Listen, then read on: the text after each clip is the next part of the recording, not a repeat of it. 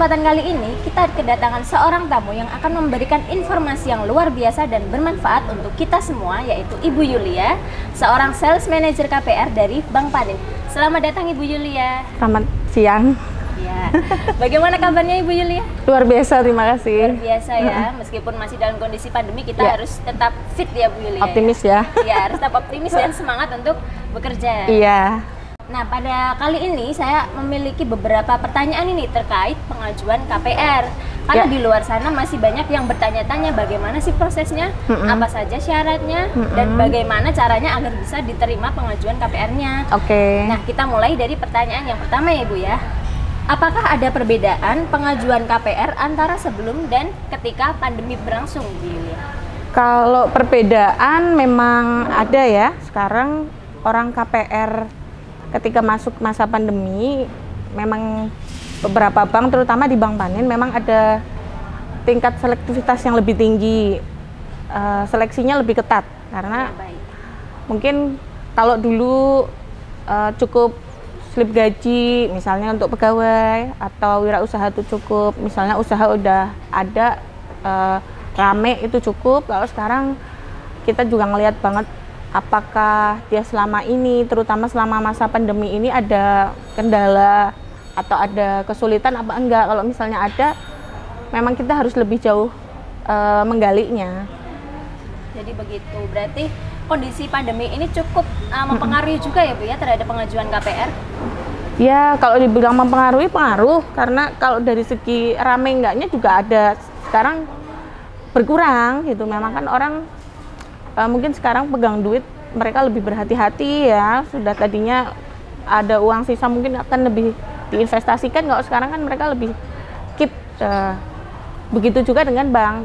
Kita juga ngelihatnya orang-orang mungkin yang sekarang membeli ini benar-benar apakah orang yang benar-benar cari rumah, butuh rumah, atau memang hanya spekulasi aja. Ya, gitu. Jadi berarti tambah selektif begitu ya Iya. Bu ya? Nah, kita lanjut ke pertanyaan kedua. Apa saja syarat yang paten untuk pengajuan KPR ini, Bu? Kalau syarat masih sama. Untuk wirausaha, yang pasti usaha harus berjalan minimal 2 tahun.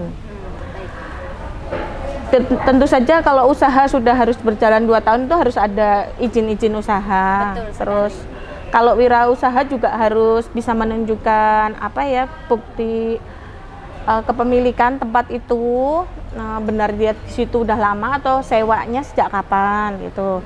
Terus mutasi usaha untuk dia selama ini untuk keluar masuk uang, itu yang dibutuhkan untuk kita analisa apakah ini usahanya memang berjalan baik apa tidak. Kalau wirausaha itu, kalau yang satunya untuk pegawai, minimal dia harus bekerja 2 tahun sebagai pegawai tetap ya. Terus kalau misalnya dia pegawai, dia harus bisa menunjukkan bukti transaksi gaji selama ini. Slip gaji. Betul, 3 bulan terakhir minimal. Berarti kalau yang baru saja mulai bekerja, misalkan baru 1 tahun begitu, akan ditolak atau bagaimana ini Bu? Nanti lihat-lihat kalau misalnya dia 1 tahun bekerja ini sebagai benar-benar pegawai baru di tempat itu, atau mungkin misalnya tadinya kerja di katakanlah perusahaan A, lalu dia udah jalan 1 tahun lebih misalnya, atau ternyata 1 tahun ini dia pindah tempat. Nah, ini bisa kita tetap masukkan dengan melampirkan bukti pernah bekerja di tempat yang lama. Oh begitu, surat pengalaman kerjanya berarti juga dibutuhkan begitu ya Bu? Betul. Nah, untuk pertanyaan ketiga, apakah ada kriteria properti yang tidak boleh atau tidak bisa diajukan KPR Bu?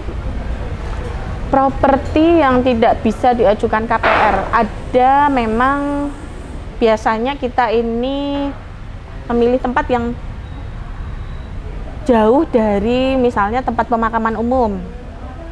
Kalau terutama di tempat kami, misalnya rumah tersebut berhadapan atau di lingkungan di situ ada dekat sekali dengan tempat pemakaman umum, kita ada bukan ditolak langsung sih sebenarnya, tapi kita lihat-lihat misalnya seharusnya dia misalnya bisa DP 10%, kita bisa nambahin lagi, harus ada DP tambahan gitu. Intinya kita bisa menolak, bisa tetap lanjut, kita lihat-lihat lingkungan sama situasinya saat itu. Berarti lingkungan juga berpengaruh ya Bu ya? Karena itu nantinya akan jadi jaminan, berpengaruh. Oh baik. Nah, ini ada satu pertanyaan yang cukup menarik nih, Bu. Hal pertama dalam pengajuan KPR pasti ada proses BI checking. Ya. Nah, jika ada nama nasabah yang sudah masuk ke dalam daftar hitam, apakah berarti sudah tidak bisa melakukan pengajuan? Nah, tapi tunggu dulu, Bu. Jangan dijawab dulu.